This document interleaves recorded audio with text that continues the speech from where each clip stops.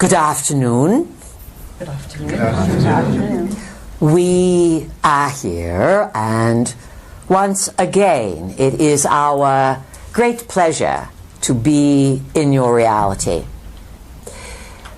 Just for the record, we'd like to start off by thanking all of you from Europe and Ireland and wherever you've come from various corners of the galaxy as well, to gather together here in the Oceanside Resort, Malahide, in the Grand Hotel, perfect name for a perfect location, just outside of Dublin, Ireland. And we are fully intending to raise the vibration, to explain things to you, but to deliver energy to you so that you have a larger understanding of reality. Certainly to fulfill the title of the weekend, exploring or gaining and going to new levels of consciousness. That is a given. And most important, that we inspire you to elevate and improve the human experience. And that human experience will be elevated and improved through your own personal life by the decisions that you make, the things that you decide to do, and the things that you will improve upon, and the things that you do that are not great for you, that you will graciously lay aside. So, a little bit of background. The year is 2015, and the date is the weekend of the summer solstice. A magnificent time of year in the Northern Hemisphere. You are 1 day, 2 days shy from the longest day of the year. The sun moving far north, coming to the Tropic of Cancer, and creating a great disbursement of light. It affects your biology on a very deep level. And when you live in the Northern Hemisphere, the peak of light tends to activate the neural pathways, the cells of all life, of the plants, the animals, and of course you are within the animal kingdom, you are creatures as well. So you reach an excitement point. The cells within your body are very excited by the solar activity, and it is absolute perfect time to receive data and to get the bigger picture of who you are and why you are here. These are very important times. And each of you have chosen to be alive, to live on the planet, and everyone that's on the planet, 7+ billion people, they all know they are here for a reason. Some people, let's say, come for different reasons, because some people really never get too far away from the planet, and when they die, sometimes they die in confusion and they come back in confusion. It is part of the soul's journey. You are connected to layers upon layers upon layers of greater intelligence. You are connected to, as our vehicle said, the Anunnaki, not simply by bloodline or by genetic engineering, but you are multidimensional creatures, meaning that you have many versions of you. So, for example, the you that sits here in this room is unique unto your physicality, unto your biology, your personality, and your gender. On other locations, it would be similar. On Earth, you would have an identity, and yet in the non-physical realms, you would have way stations, let us say. Some call them oversouls. Places where these various physical personalities would be part of a larger personality. Some call it guardians, oversouls. The names are simply names. They are labels. They are descriptions to help you understand something that is your birthright to understand. But the problem has been your interference. The genetic engineering that has happened to humans on the planet, And then today, living in the 21st century, the ubiquitous, that means spread everywhere, like smooth peanut butter, not lumpy, spread smoothly everywhere across the board. The ubiquitous use of devices and things in the air that destroying your cognitive abilities, designed to confuse you, to distract you, and to quite clearly entertain you into the grave. Obviously, all of this is occurring for good reason. Good reason happens to be that in the biggest stories of the cosmos, it is well known that various junctures in time undergo rapid stages of evolution. And much of this has to do with the transmissions of energies that can be sent from places far, far, far from where you are now. And just to give an example, our vehicle was speaking to you about one of the Mayan calendars, the one that is called the long count calendar. And this long count calendar was designed by the Mayans 2,000 years ago or some such. But instead of starting the calendar in their then now, they started the calendar, this 5,125-year Mayan calendar, they started it around 3114, 3116, something like this, BC. And then allegedly it ended on December 21st, 2012. Now how could these primitivos in Mexico figure this out? Well, obviously they did not. Obviously forces of intelligence such as we and all kinds of other beings have long been speaking through and to people on your planet. Remember this. This is so important. The European continent has been peppered with oracular centers. You have Cumae in Italy. You have Delphi in Greece. You have Siwa in Egypt. These are examples of locations where people would visit and where oracles would stay and messages were delivered. Today, messages are being delivered all over the planet from all kinds of beings, and it's a wide open game. And the Mayans were told to build a calendar to point to this particular era. And in their calendar, they pointed out that everything would start to heat up and really, really change in the year called 1987. And it was said that in August of 1987, that was the starting date, around August, what was it, 18, 19, 20, somewhere in that vicinity, where the countdown would begin the last 25 years of this 5,125-year cycle. So think in your brains, where was I in 1987? Some perhaps were not born. They were figuring it out. Wow, something's going on the planet. I'm coming on down. And I'm going to see if I can get these two people who I qualify for to be my parents to have sex when I want them to, so that then I will be born these months later and I will qualify for this particular imprint, and then I'm coming in and I'm going to be here for this big, big, big, big, big planetary change. You come in, you forget why you came. It sounds familiar, yes? Some of you planned far in advance, some planned recently. So think about, where were you in 1987 and what has happened to you since then? Everything has gone faster and faster. You've had an introduction of incredible new technology.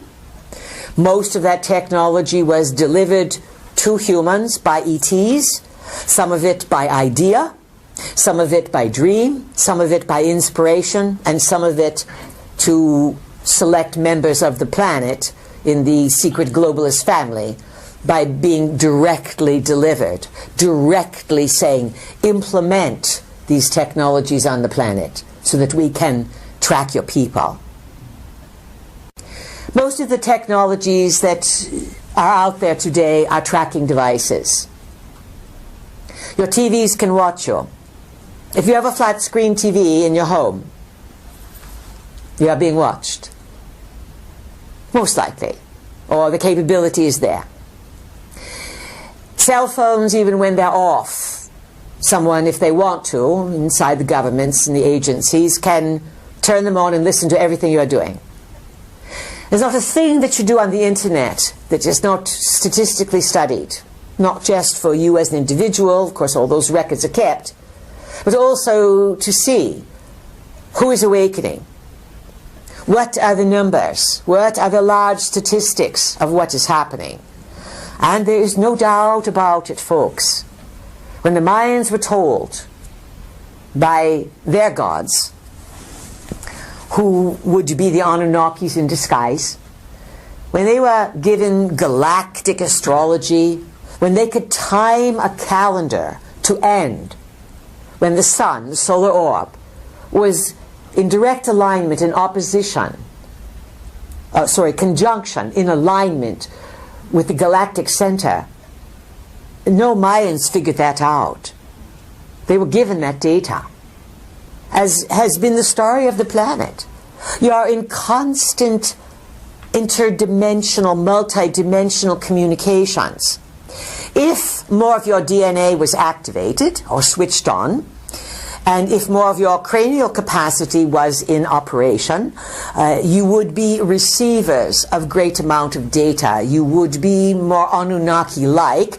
You would be using the biology, and then you would augment it simply with technology for other reasons. Today, your biology is shut down, and so you think technology informs you, when in actuality it confuses you, and for the young people, it ruins their thinking processes. All right, that's out of the way. You understand that. Within all of that, the game is still on.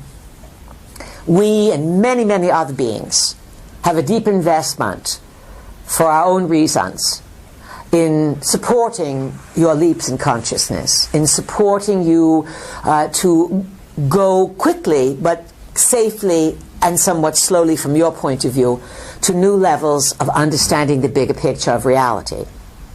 And being able to switch on inside and tune in to use your body as your own cosmic radio, to get your own sources. This does not mean that you are going to start channeling per se. It means that if you wonder about something and you want it, you'll be able to use your biology to get ideas, to figure things out. This is encoded within you. Our vehicle explained to you a little bit of the Anunnaki story, the Sumerian text, the cuneiform, the tablets, all of this. The records are there. They're in stone. They are etched on clay tablets. They are there. But they are what the visitors want you to believe. And these visitors can be tricky because they are trapped in their own illusions. You have heard the expression, as above, so below. We guarantee you that the confusion that is going on the planet is filtered down from the confusion that's happening among overlords in the heavens. They are fighting. There have been fights using earthbound people and tricking them and taking them into space programs that are thousands of years in advance of the science that they are teaching in 5th grade, or even high school or college physics. You are being educated, your young people, with disinformation that is so antiquated it's been old for a long, long time. And this is creating a lot of unrest, a lot of confusion, because, as our vehicle was explaining to you, there are parts within your biological being that have integrity, that want to know the truth, and that do know the truth. But the mind, the conscious mind, wants to battle with that. It doesn't understand always what's being birthed inside. And what's being birthed inside, quite simply, is something we call Enki's gift. Enki, the first son, but not the ruler of the planet, but the one with more compassion. He and his sister, she was originally called Ninma, and then she became Mami, and then she became Nin Hersog, Lady of the Mountain. But Mummy, the original Mummy, she was an Anunnaki, a half-sister of Enlil and Enki, and both of these brothers had children with her. So there you are going to get a large incestuous type of situation. Ninmah was the chief medical officer, and it was under her tutelage with Enki that all manner of biological experimentation was taking place, and these two had more compassion. Yes, they wanted to fulfill a job, but they also had compassion for what they created. And they understand that they are their creations. And within their creations, perhaps maybe 100,000 years ago or some such, they began to tweak things. And the interesting thing about your biology is that these Anunnakis, who are, let's say, premier biologists, they can tweak you from afar. They can tweak you in this moment by sending frequencies that can alter your DNA to open things up. Now, it's difficult to open things up for someone who doesn't want things to be open, and who does everything against their own well-being.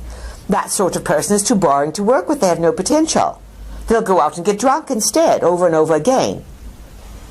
But clever people, anyone who wants to think and wonder, anyone who wants to self-improve, anyone who understands the value of the system of nature, you start to shine.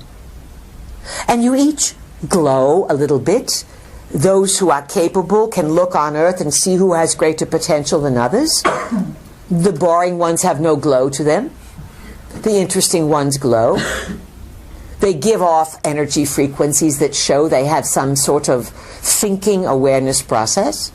Then you start attracting others who will work with you. But when you start thinking, you may also attract others who don't want you to advance. And this is part of learning how to deal with these things. As you advance in consciousness, you may encounter forces who see that you are lighting up, and they may want to start diminishing you or harassing you from the dimensions. Drop your grounding cord, reaffirm your aura, and always move back to your breath, to deep breathe, to make intentions, to augment your energy field. Attracting energy that wants to challenge you is part of the initiation, so that you know these forces do exist. They can easily be repelled by simply taking charge of your energy field, your thoughts, your physicality, and your intentions of coming from your heart and doing good works. All right, that's understood. Now, 2015, it's a few years past the end of the Mayan calendar.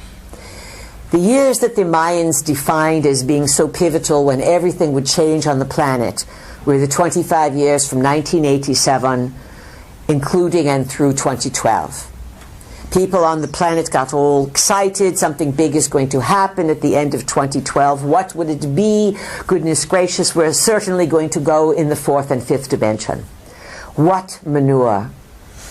What manure. It's all right to laugh, people, please. Feel free to laugh. When you laugh, you open up your energy fields, you enhance your immune system, so it's good to laugh. And we like it when you laugh at our follies. So, everyone's holding their breath, certain there's going to be some ascension, some elevation, something. It was all nonsense. Because you are so in it, you can't even tell what you are in.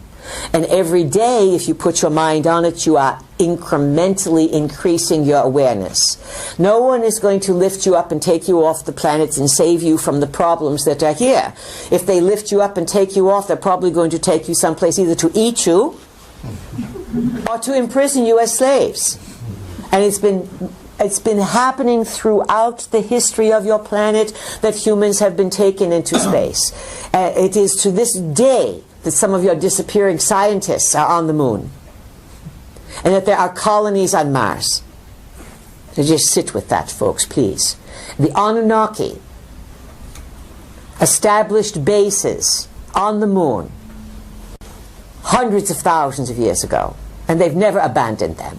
This is why there are structures on the moon that people report that are massive in size. Gigantic domes, towers reaching outwards, bridges of all natures. And that's only what you can see. The Anunnaki are masters at building inside of planetary structures. And the places that are on the surface that you call stone markings or sacred sites, especially big places like Egypt, the pyramids, you have other large stone enclaves. These often mark a location so that when visiting Anunnakis return after Earth changes and things, the remaining stone structures also mark openings to areas inside the Earth, or nearby openings into what we have termed a massive tunnel system that was built inside your planet by the Anunnaki long time ago. It's one of the reasons, only one, that all of the problems have been happening in the Middle East. Some of the locals, and we are talking those who would be more in the mountainous areas of the Middle East, those who live close to the land, or native peoples, aboriginal peoples around, they sometimes were assigned guardianship to never let anyone know about openings inside the Earth. There's so many mysteries on your planet, and yet they all can be explained when you start to factor in that there has been a presence for hundreds of thousands of years invested in tricking you from understanding the multidimensional cooperation and intricacy of which you are a part. Now, these Anunnaki are in a hard place right now. You on Earth are part of their empire. You are only one colony of their empire. There are other parts of their empire throughout the galaxy that are in mutiny. So the chaos above is in desperation. Remember, 15 years of your time is a day and a half to the Anunnaki. They sometimes have a hard time condensing their experience of time down into yours, just as you are boggled by theirs. This translates to they cannot always find your time. You assume or presume that if visitors come from space, that they are going to find your now. But think of this, people. All time is simultaneous. And the time structures that you are in are containers built on calendars that the Anunnakis designed so that you can have an experience. And because you have been genetically altered and your cranial capacity is limited, they were easily able to make these containers and have you think that's all there is. In simple terms, Enki and his sister left openings in your DNA and are working those openings sort of as a time capsule that is firing off during the nano years. That's our term for 1987 through 2012. The nano years, meaning that they fly by like a nanosecond. And the post-nano years, which is what you are in now. We call these years the changeover years, from 2013 through and including 2027, the biggest changes of your lifetimes.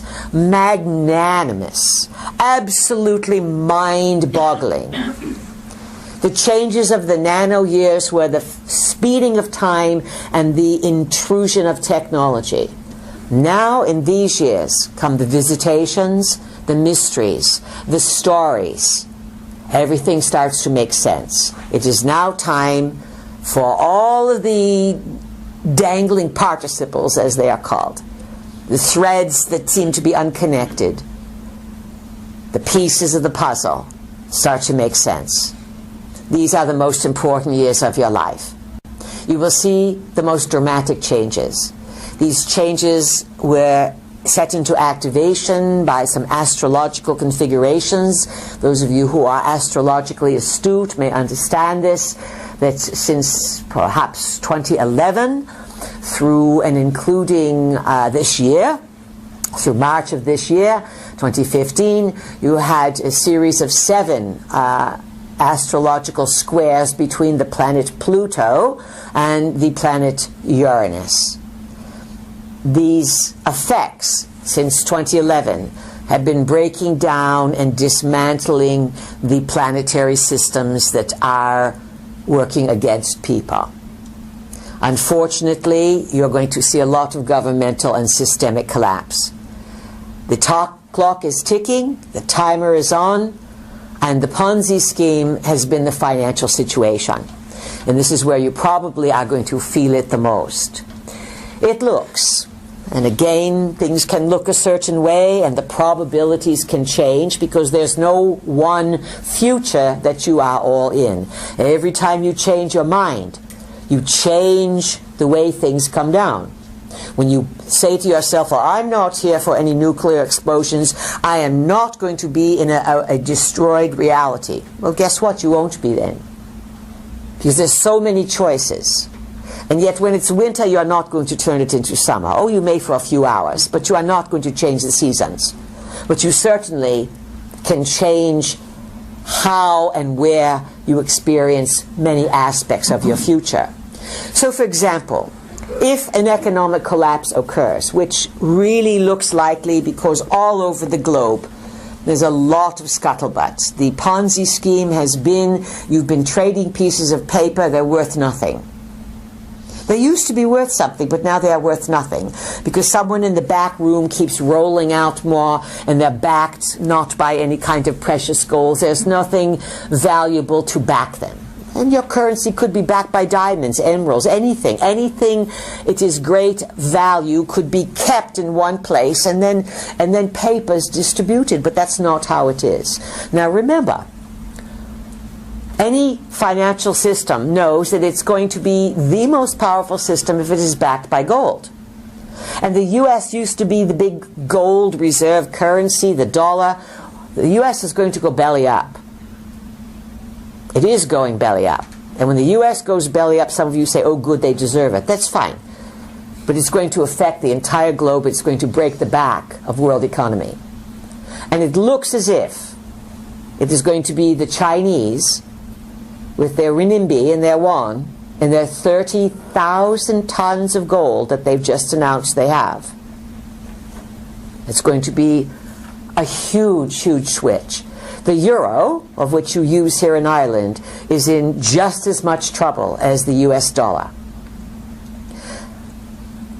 It looks as if, friends, it's a matter of time. Because there are some things you can change, but when something is worthless, it's not going to be propped up forever. So we are giving you a big heads up. There are strong indications that the next economic collapse is probably sooner rather than later. And it's being put off because when these collapses occur, they don't suddenly catch everyone by surprise. They are planned. Because insiders pass the word and they say, oh, time to get out. We're giving you 2 months. Sell your stocks. Buy up precious metals. Put your houses on the market. Get top dollar because there's going to be a crash coming, and when it comes, it's going to make the crash of 2008 look like it was a preschool bow-tying party. We are giving you heads up that things that start to occur could really set things into motion. It's going to be interesting, very interesting. Do not invest in fear. And certainly do not lead with ignorance. Lead with intelligence and do not be afraid of what you know. And do not let those in ignorance dominate your mind. If someone insists on being uninformed and ignorant, let them go. Spend some time with them, but do not waste this precious lifetime, dear friends. in arguing with those who refuse to grow. Seek out greater understanding and seek out good times. You think, why? How could I have a good time if all these things are happening around the world?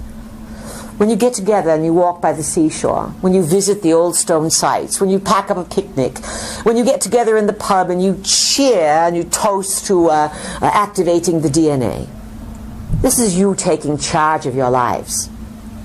And whether you are going to change the planet, that may be in question, but you are certainly going to enhance your soul's experience for why you have come here. And as our vehicle explained to you, you change your life. You cannot help but changing and influencing the lives of those around you. All right, that's our opening introduction. We're going to open it to questions, and we know that you have plenty. Again, we're going to ask you to speak loud and clear. If we have to ask you more than a few times, we will move on, even though you may have a good question. So, let's start. Who would like to start off? And we'll give it to Jackie first because she has brought us here to Ireland. And you can pass if you want to. But Jackie, would you like to ask the first question to get the ball rolling? I would, but firstly I'd like to say a huge thank you to you and Barbara for being here with us in Ireland. Oh, it's our great, great pleasure. We plan on doing the pubs and all these things here. Our favorite drink, just so you know, is not pint. We are not pint drinkers. We drink the drink of the stars, and that is called champagne. All right, so go ahead, Jackie. My question is around the challenges that we're currently facing. The challenges, yes. And can you speak about how they are linked to ancient times? How they are linked to ancient times. Well, as our vehicle was explaining to you, the ancient times are not so ancient. And cycles occur, just as you had the seasonal cycles, the daily cycles, the yearly cycles. The visitors from long ago, they are still alive. And they have unfinished business here. And they have karma. Now, people hear the word karma and they think, oh, I must have done something wrong. It's not necessarily that. Our vehicle was explaining to you about the Creator. Who is the Creator?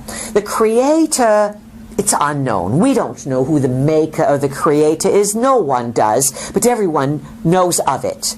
It's not a man, it's not a woman, it's not a location in another galaxy. It's not found in a black hole, it's not found anywhere, yet it is everywhere. It is a presence of intelligence that is in everything.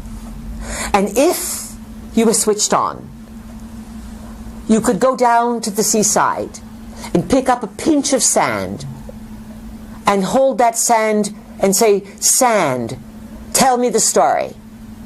And the sand would know the story because the sand is part of the Creator. So understand this, that you are part of the Creator, the Anunnaki are part of the Creator, and you may say then, well, why did that Creator let those Anunnakis do these bad things and mess us up? Or why does the Creator let these globalists poison us with chemtrails and GMOs and Wi-Fi and all of this? The Creator is allowing. The Creator is curious. The Creator is in all things, good and evil. And the Creator knows that what is put out is going to come back. You come up with this term called karma. It simply is a definition of how energy is used. So now, from knowing the Anunnaki story, they came here, they got gold, and they decided to build some humans, and they were not nice to them, and then one of the gods says, too bad if they die in the flood, don't warn them, let's just harass them, use them. This is not good karma. And of course, that sort of misuse of the Creator's energy is the problems that the Anunnakis have. It's sort of now blowback has come back to them. You know, sometimes on Earth you see someone do something and you shake your head. You say, well, what goes around comes around. It's going to come back. Or you see someone on the highway, they cut you off and they are a rude driver. Our vehicle says, ticket. She knows if she points and says ticket that someone's going to give that person a ticket. Use that technique as well, please. It's powerful. Oh yes, of course, you have the power. This is a little wand, the finger, you know. Now, the finger is definitely a wand, so you don't want to point it at someone to lecture them. But if someone does something out of harmony, then you can say, ticket. Or you can look at a world leader and say, karma now. You understand the power we are talking about? It's not being violent, it's simply calling it for as it is. So, challenges and how it's connected to ancient times. These Anunnaki are into it past their eyeballs, because what they have set into motion is coming back on them in such confusion. You are feeling it on Earth. The world leaders are all out of integrity. You haven't had a good person in charge in a long, long, long time. The people that are in charge of your world are corrupted by either monies or sexuality. Money corruption's all right. But nobody makes a big deal about someone if they've stolen billions of dollars. So they're not highly blackmailable. But sexual indiscretions, sexual secrets, sexual deviations, someone putting on the tap dance on Sunday, but Sunday night working with the cult underground, highly desirable for a world leader. Why? Because then that person has to do what they are told. And every powerful person on the planet is answering to someone above them, either a physical or a non-physical. This is the nature of how this is. Who is it? It's all manner of connections, all manners. In Europe, you have the Rothschilds. They've long been Red Shields. They've long been connected to the occult and receiving data through the dimensions, and they will do anything to have power. Wars, money, drugs, chemies, pharmaceuticals. It's all about money and corruption and rulership. All this is coming to a conclusion. This is how ancient times, the karma of ancient times, is all winding itself down. On the other hand, you have handfuls. That's not exactly the right term, but you have a lesser number of people on the planet who are being given inspiration and solutions. Some of these solutions are new ways to heal cancer, new ways to understand the body, new ways to switch on, new ways to reduce pollution, more effective ways to grow food, ways to reduce to eliminate radiation. You have this control of chaos, and then you have this rising of good people, of good intention, who see. Maybe don't always understand completely, but they see and they're being helped, so that all of humankind, or those interested, their experience can be elevated. So our main message is, please do not despair, and understand that what's happening from long ago is all unfolding now. By 2027, the end of the changeover years, there will be many less people on the planet. And the people that are here are going to have their eyes open wide. And more than likely, in the next few years, or even sooner, someone, perhaps the Pope, because he is their likely candidate. You notice how humbly he dresses compared to his predecessor? Notice that he's a Jesuit. The Jesuits have always been at war with the Catholic Church. The Catholic Church has never allowed the Jesuits to gain any power, but the Jesuits are the ones who have the big observatories and telescopes, and they watch the heavens. Now, why would those in the Catholic Church be watching the heavens? They are looking for the return of the Anunnaki. And it looks as if it's either going to happen or they're going to stage an event, and this Pope has been put into position to eventually win the trust of humans, and he has the most to gain, the least to lose, to make the announcement that some sort of return of God is imminent. Remember this. And he is going to go before the U.S. Congress, and he's going to speak before the UN. Historical precedents all thrown out the window. And he's going to do this at the end of September. And many people are pointing to the month of September as being a time of opening many, many, many changes on the planet. This is why it is essential that we came here to Ireland, a gracious host country that welcomes people from all over Europe to come and hear the story and to come to give you some idea, perhaps to piece things together so that you will feel more stable. Remember, each of you wanted to be alive now, and you are guided and your soul is stronger than you think. Keep your wits about you and you will do well. All right, so let's move into more questions. Who would like to ask? Loud and clear. Tanya. That's a mousy voice. Over here, who has a question? Jennifer. Who is it? Jennifer. Jennifer, loud and clear. What's your question? Hello, please. Thank you for allowing me to speak. And I was really pleased to hear you talking about chemtrails earlier. Yes. I'm very, not personally, an awful lot of us here are very concerned about the environment, about the huge increase in geoengineering chemtrails. Now, you know that these chemtrails have been going on since the 80s. No. Since the 80s. And even to this day, we were teaching recently, talking about them, and afterwards a kind lady came up to our vehicle and she said, chemtrails, what are they? Our vehicle said, do you ever look up? She said, no, not really. You are creatures. You need to be looking at the ground and up at the sky all the time. So this is how they've been able to pull it off. Television. People stare straight ahead. So this is why people don't see it. But how do you notice? The sky starts out bright blue, and then in a short amount of time you see trails. Sometimes it is a tic-tac-toe design, a grid, and then a little while the sky is white. Two things happen. It blocks out the sun, and the sun is constantly sending you data, because data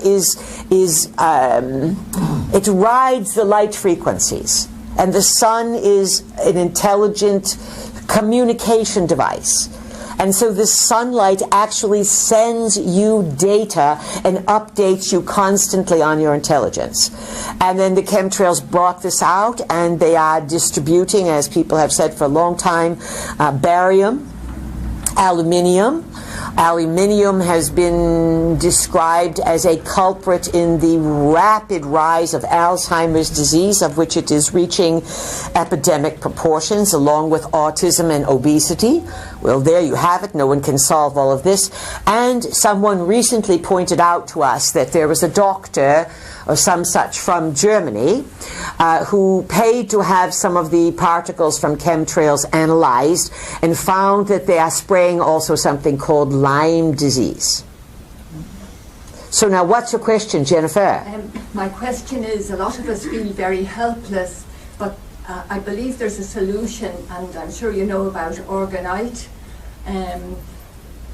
There's a movement here to get Orgonite made from plaster, which has a great life energy power. Just wondering if you please think that this is a worthwhile exercise.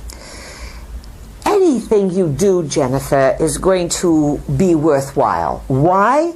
Because it is the act and the intention. Your intentions and your desires then begin to excite the Creator, because the Creator says, wow, my energy that I give out and that is in all things is being utilized for good.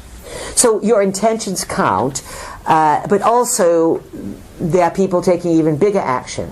In the USA, it has recently come out that there are people who want to create, because they say these chemies are happening all over the world, they are affecting all the people of the world, and so they are wanting to create a class action suit, of course, that all the people of the world would be covered under, and to take it through the courts and go after the secret governments and the people involved in destroying the people of Earth. So it's going to happen on a lot of levels. You understand this? Yes. Keep doing your part. And the other thing that's so important is boost your immune system.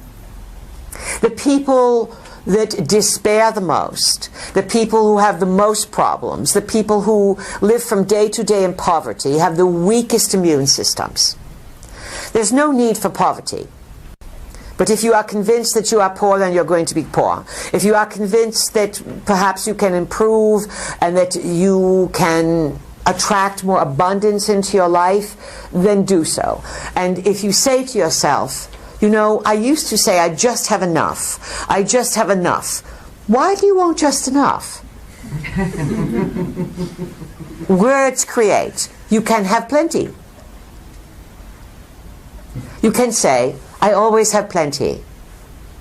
You see the difference? So the power of your words, I always have plenty, instead of I just have enough. When you say I have plenty, your immune system is stronger. I always just have enough. You see the difference? And then as you say, reality begins to conform. So, boost your immune systems. And our vehicle started out today and she gave you a lot of basic protocols. There's many more things that you can do.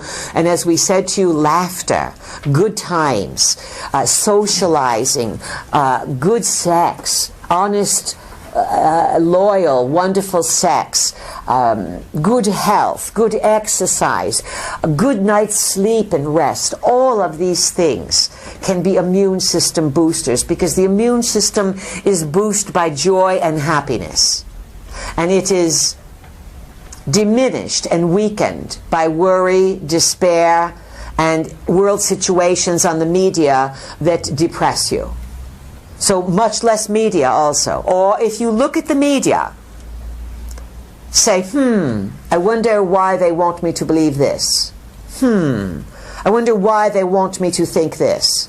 Then that does not diminish the immune system so well. And that's the best thing you can do, is to boost the immune system. And understand inventiveness, genius is happening now. And it would happen for a lot more people if they would get rid of their devices and go out into nature more. This is Uranus, the electrifying planet of mass awakening, and it is in the sign of Aries. Don't tell me what to do. So you have this sign of genius in this sign of independence, new beginnings. It can create a lot of violence, a lot of anger. That is why you have all these people revolting and shooting and killing, and they're losing it, and they think the only way to get what they want is to destroy. Please understand, you do not have to destroy to win. You do not have to destroy to get what you want. You simply sort of build probabilities around those who want to play in that sandbox. Who has a question? On this side of the room now, loud and clear. Tanya. Tanya, welcome. How are you doing? What's your question? I've got a quote from your book. Geometry is a form of intelligence that takes place after sound. Don't quote the book. Talk to us, please. Can you explain that fully, and how can we use the knowledge about the relationship between sound and geometry to empower our lives? Well, if you understand geometry, you can understand the dynamics of building. And building comes out of having a system of weights and measures and numbers, all of which the Anunnaki delivered to the planet. You have heard of perhaps Hermes, or Thoth. These two beings are one and the same, and they really are another name for an Anunnaki son of Enki. This is the side of the room that was Enki's family, and this is the side that was Enlil's family. Enki had a son that he named Ningishzida. That is N-I-N, then Gish, like Gilgamesh, but Gish, G-I-S-H-Z, Z-I-D-D-A. Ningishzida. He was also known as the Winged Serpent, beloved son of Enki, Thoth Hermes, genius extraordinaire. He builds the systems of weights and measures, builds the calendars, the time, so that civilization can develop on Earth. Many things on Earth, well, look at your buildings. You cannot have architecture if you don't understand angles. And that is geometry. And there's a lot that happens between the angles. If you go to perhaps a igloo or a dome, it's very different than in a rectangular or square building. So sound is a way of power. And here's an interesting exercise for you. We gave it to people from long ago. Or not so long ago, a few years ago. We said, Anu is the chief god in heaven. He's the one that Enlil and Enki and everyone answer to, Anu. And his name is everywhere. Everywhere, and you say his name all the time. And even people speaking other languages have his name in their language. And it is the A-N, and sometimes it is backwards, it is N-A. Some of you might right this moment look to see if you have A-N or N-A or A-N-U in your name. We gave people an assignment, and we said we want you to come up with 22 words that have An or Anu within it. And as you start looking for these words, I found this one and this one and this one, especially in the English language. January, there you have it, A-N-U. Luna, there you have it backwards. And you start understanding that as you say these words with Anu's name in them, you are constantly energizing the presence of this being. Because these beings gave you language. And then there was the splitting of the languages, as you know from the Tower of Babel situation, where it appears that one of the Anunnaki wanted to overthrow the other Anunnaki and build their own missile site. He said, we're not, you think that you own heaven, we're not going to get stuck on earth, we are Anunnaki too, we are going to build our own missile center. It's going to be our Tower of Babel. We are going to build it in Babylon. I don't care about you Enlil and Enki and Anu. This is Marduk now. And lo and behold, God said, we can't have this. We can't have this. We can't have everybody building missile sites into the heavens. They'll get up to where we are. There will be too many problems. We own heaven. You have to go through heaven according to our protocols. And we'll set those protocols up in religions, which we will not let you take your rocketry up there. Hence, we will confound the languages so that you can't figure out what we are doing. Start to make sense, folks? The power of sound, the power of words, the power of numbers. Who else has a question this side of the room? Georgiana? Who is it? Georgiana? Cannot understand you. Someone else. Loud and clear. All right, this side of the room. Who has question? Loud and clear. It's Roy here. Who is it? Roy? Roy, yes. Loud and clear. I wish to ask what you consider the best source of information on cosmic and universal laws and laws of creation. The best source? Yes. Aren't we giving you good data? Who else has a question this side of the room? I have a question. Yes, you are? My name is Falco, my piece. What is your name? Falco. Falco. Yes. All right, question. My question is, in all this, Can they hear you in the back of the room? in all these big cosmic events that are happening now and that you are talking about, what is really the role of the human beings? What is really the role of the human being in the midst of all of these great cosmic events? Brilliant question. You, as humans, can help heal all of this empire building by the Anunnaki that have confounded and limited the growth of many life forms. Some people say you are slaves. That is a bit of a stretch, because if you think you are not a slave. You can outmaneuver the system. Within the system, of course.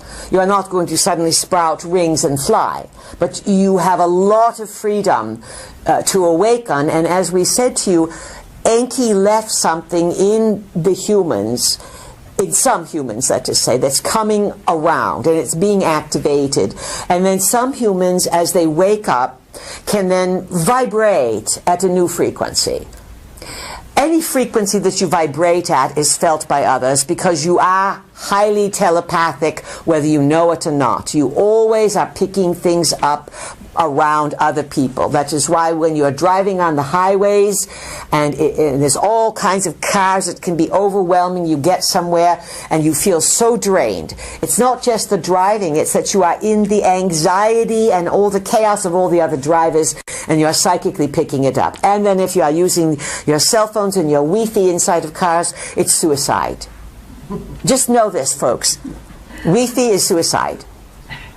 And just so that you know, this is an aside, we'll come back to Falco. There are 60,000, at least, peer review articles talking about the danger and the destruction of humankind through cell phone technologies. So, of course, it is suicide. Now, as you really start to overcome some of these obstacles or challenges and start to use your biology, it grows. It grows and it starts to become stronger and stronger. The immune system becomes stronger and more neural networks are opened. You get more ideas and you vibrate differently.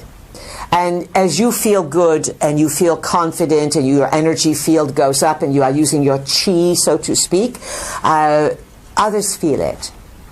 If you have good energy, other people like to be around you. If perhaps you walk in a room and you see a whole bunch of people who are really depressed, you say, oh, wow, get me out of here. Or you may spend the afternoon with them and then afterwards feel as if someone has pulled your plug. You are all affecting each other all the time, unwittingly. As you start to wittingly affect others by smartening up yourselves and then vibrating this like your own radio station, because your thoughts go out.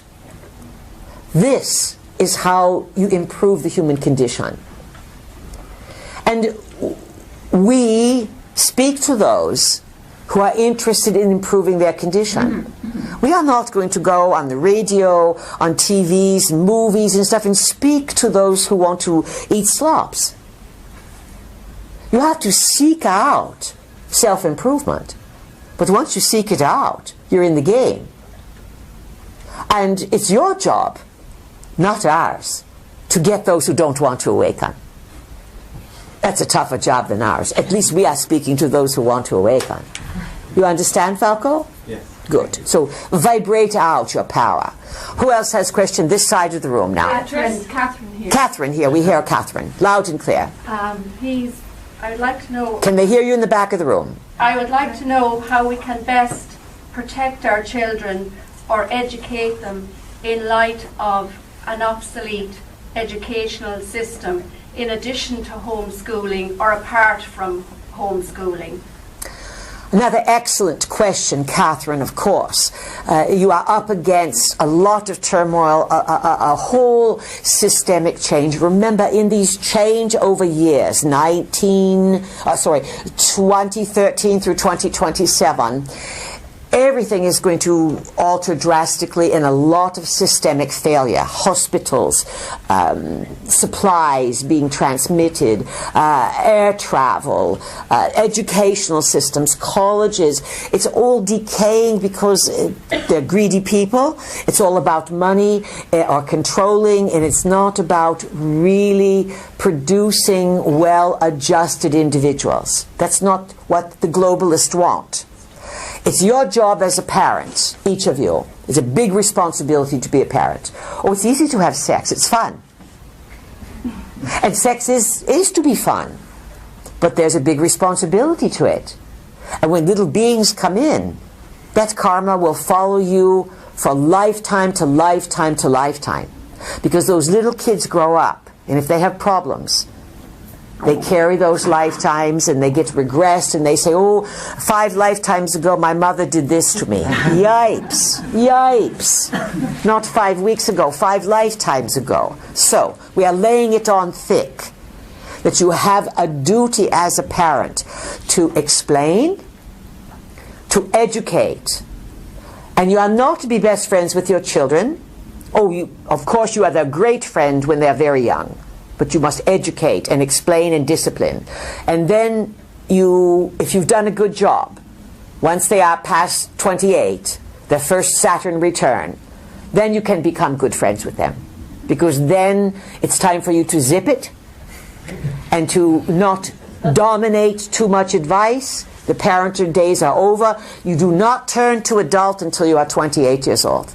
When you are a teenager, you are making the worst decisions of your life.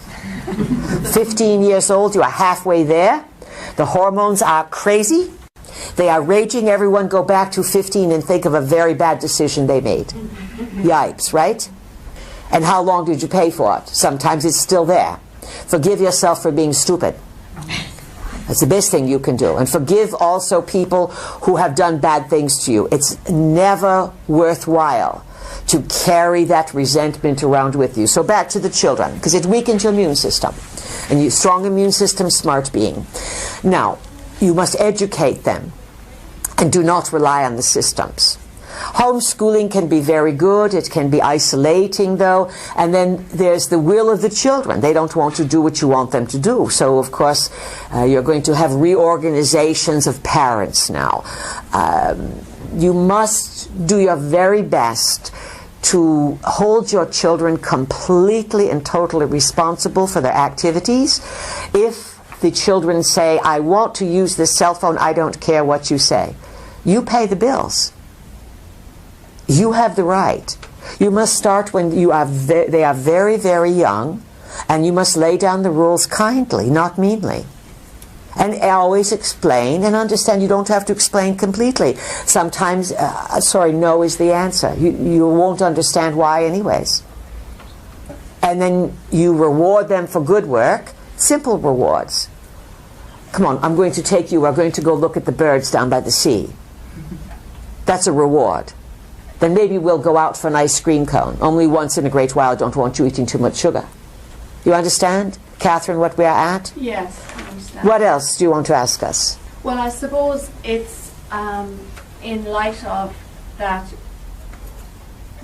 they can tend to listen to teachers sometimes before they listen to the people that they're with most, their parents. Very well said. And it used to be that the teachers were parents themselves and everyone was on the same page, but the teachers now, a lot of them younger, they may know their history, they may know their math, but they don't understand what's happening on the larger scheme. So it's tough being a parent today. These are the most difficult times for raising children, grandchildren, all of that. And all we can say is do your best. If you are a mother, you have a very, very strong telepathic influence over your child, because that is if you are the birth mother, because the child was with you for those 9 months. Remember, all children are just waiting to be adults for their issues to kick in. Well, this is worthy of a big laugh, because they're so cute, look how cute they are, they're so sweet, but they're going to grow into what they came on the planet for, which are their issues, their unfinished business from many lifetimes. So this is why the more guidance you give your children, and the more rules, and you don't have to explain everything. No can be no. And you can gain respect doing it. So you are up against some difficulty. And again, the school systems are collapsing. So it's confusing for children. Hug them. Cook them a good dinner. Teach them skills. Get them to rake the yard, mow the lawn. Come on, we're going to plant flowers today. I'm going to teach you how to clip the trees here. We're going to get rid of these branches. Take them out into the old-fashioned times and get them doing real things. The more skills your children have, the happier they will be. And we are not talking about football, tap dancing, and horseback riding. We are not talking about trendy lessons. We are talking about mom, dad, grannies, grandpies, aunts and uncles saying, let's go berry picking, and then we're going to go home and make jam. You follow this? Yes. Real practical things. That is a way you will implant your influence. You teach them the things that have been going on here forever that work. You are in physical reality, friends, and you're not going to escape it. You are multidimensional. If you keep your feet on the ground, your head can go to the stars. But you still are going to live in physical reality. You are going to have to wash yourself, feed yourself, wipe your bums, and create. So you must know the basics and teach those to your children. And then teach them to play musical instruments, not electronic guitars, but teach them to make sound with music, to sing and to play, to do real things and to socialize and to have real talks. No one is communicating with their cell phones. It is a way of keeping you disconnected from everyone around you. It's a very bad idea. All right, this side of the room. Now, who has a question? Hello, please. My name is Monica. Yes, Monica. When Welcome. will this big downturn come? The one you talked about earlier. About, you know, banks and governments and the whole system falling apart big time, bigger than in 2008. oh, the financial rearrangement. Yes. When will that occur? Well, it looks as if some rumblings are going to begin this fall, simply because of scuttlebutts that have been out there. And the euro and the dollar have been propped for '08. Since '08, the US started something called QE, and that's not Queen Elizabeth. QE stands for quantitative easement. It is a lot of gobbledygook language that is meant to say we are going to print worthless money. And then that way we'll put more worthless monopoly money in the system, and it will keep things from crashing, because you came so close to massive global systemic breakdown in 2008, and desperate measures had to be propped up in the US, because it is the US reserve currency that all of the petro economy is based on, and so when the US goes, it can tank everything. Now, as we said, it looks as if the gold-backed yuan or something from someplace else. Remember, the yuan is with the BRICS. The BRICS are Brazil, Russia, India, China, big players. The U.S. is on the decline. Look for things to start to rumble. Well, you can see it now. People have been pointing out that something happened in April and May. In April, the Ban Ki-moon man, you've heard of him, yes? He says to the Pope, climate change is much closer than anyone realizes. Then a few weeks later, Mr. Obama, he starts squeaking like a duck. Climate change, climate change, climate change, climate change, climate change. This is a warning. Climate change is code. Climate change's code is that it's coming down, and it's code, perhaps, for big things coming from space, perhaps return of Anunnaki. Just as nuclear is code for ET issues. You're going to have all manner of climate change this summer. You're going to hear it coming out of your ears, and you're going to have extremes in weather. And you already had it this year. Hot when it's not supposed to be hot, cold when it's not supposed to be cold.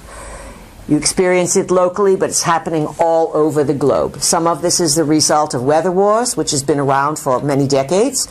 And some of it has just been so much screwing up with the jet stream and attacking various countries, making it rain at times, making it dry, drought, snow, weather. It's all going on. And this is Earth-based. Just imagine the kind of weather control the Anunnakis have. This is starting to create disruptions everywhere. Rather than sending troops in, it's very easy to send the weather in. You see, troops have to be relocated, supply lines fed, disciplined. A drought, there it is. California, year number 4. California, they're running out of water. Buenos Aires, the faucets are dry. Brazil, it's next, running out of water. California, 4th year on the drought. The intake, the water is getting below the intake valves. California has the 6th, 7th, 10th, whatever, it's in world economy. When California goes, it goes belly up. California is going to have a real estate crisis extraordinaire. How much do you think your $5 million house is worth when no water comes out of the faucet? It's worth the same as the shack down the road that has no water faucet. Do you understand? And how long do you think it is going to take to fill up those reservoirs so there's water again in California? If it took 4 years to get here, that's a lot of water that has to come down to fill those up. So how soon, when is all this going to happen? You are in it now. You are in this turmoil that is massive. If you follow the markets, look, there's massive sell-offs. And the euro is in just as much trouble because they have also here using the quantitative easement. Printing more, and every time more is printed, what you have in your hand becomes worth less and less. So you go to the grocery store and you say, last week it seems to me this was almost €1 less. How could it go up €1 in 1 week? And if you think that's a lot, by autumn or by next year, with a lot less water in a lot of places and less food, less water in a growing area equals less food, eventually that translates to the food that is there is going to cost a lot more money. And if you want to wonder who you have to feed, go to China. Go to India, where they too are experiencing turmoil, and you have over 1 billion in each country. When is it happening? Now. It's happening so slowly. You've heard of the frog that's boiled in water? Because the water gets warm so slowly that by the time the frog is feeling it, it can't hop out. You are in it, folks. It's why we are here to say you must make preparation on a practical level. You must use your intentions. And you can augment yourself with practicality, but you are probably not going to stop the engine of the economic change. Now, sometimes a bucket of manure can look like a very bad present. But if you are a gardener, that bucket of manure could be a bucket of gold as you see it. Wow! That's just what I need to fertilize my garden. You have heard of lemons and lemonade. What looks as if it could be a disruptive event is actually, if you get your wits about you and you allow the forces that are in the dimensions to help you, they will help cushion the changes, and there are always ways through these situations. And perhaps on a larger picture, some of this systemic breakdown is necessary in order to turn the course that the large ship of state is headed in. Some manner of economic turmoil, and we are using the words turmoil purposely, is inevitable. And a lot of greedy people are going to be stuck. A lot of regular people are going to say, where did this come from? What happened? Because they choose to be entertained rather than informed. If you have monies, get out of debt. Do not spend what you do not have. If you owe monies and you have a cushion, pay it off. If you're thinking of selling, now's the time to do it. If you own a mortgage or you have owe on your automobile, those are the only two legitimate debts. If you think your job is insecure or it's going to disappear, then you must examine your commitments. And let's say if you start weighing all these things out, you may turn to your guides and say, all right, I have a family, I want to provide, or how am I going to have monies? Give me new idea, give me inspiration. I pray. Praying is fine as long as you don't pray to the religions. Prayer is a form of asking the Creator and the guides that work with you. It's a way of calling for assistance into your space. And everyone needs to be doing this on a much more regular basis all the time. Because that is where you get low grades. You don't condition your space for how you want it to go, and therefore the globalists can control you because they just inform you of what's coming down. We surf the probs. We say to you, this is what's happened, this is a way of looking at it, this is what's happening in the present, this is some of the probs of the future, which ones do you want to end up in, which ones can you change. And so economic collapse is too big. It's too many people invested, and there are too many people in the world who already have the plans in motion. If you have extra money, you might want to invest in precious metals. They are very affordable now, more than they have been in let's say, a while. That's always a bit of what they call hedging your bets. Silver, gold, these kinds of things are worth something. What else? Well, if you are a beekeeper and you know how to keep bees and you know how to make liquid gold, you're made. Because everyone's going to want what you have. This is why we say train your children in skills so that they know how to do and trade and barter and make a living.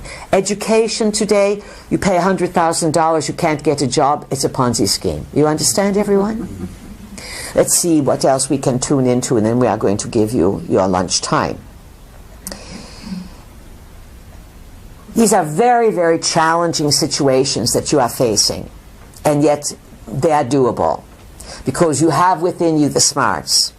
You have within you the kindness, the inventiveness, the curiosity to rebuild a system.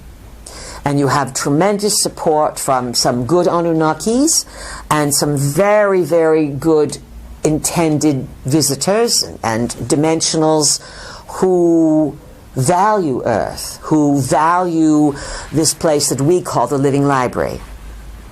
You are a genetic repository, not just of life forms, but each life form in its DNA is encoded with data that may mean nothing to you. But you are like a book that you cannot read. A book that has a code within it. That even if you are able to read the book that you are, it will give you one story. Yet others visiting know that behind that story are codes, essential codes to life in the cosmos. And in terms of life in the cosmos and what's out there, there's much more good than there is evil. Yet Earth has been caught up in a story of challenges, of forces creating these dynamics. And these dynamics have ended up with a psychosis on Earth and in the cosmos. And it is this psychosis, this illness, this misunderstanding of reality by the Anunnaki, who have become obsessed in their governance to control, and the people of Earth who have become obsessed in powerlessness, thinking that they have nothing that they can do. You are beings of creation, and you have more power than you can imagine. Use it, and have a good lunch hour. We'll talk to you again this afternoon. It's been our pleasure. Thank you.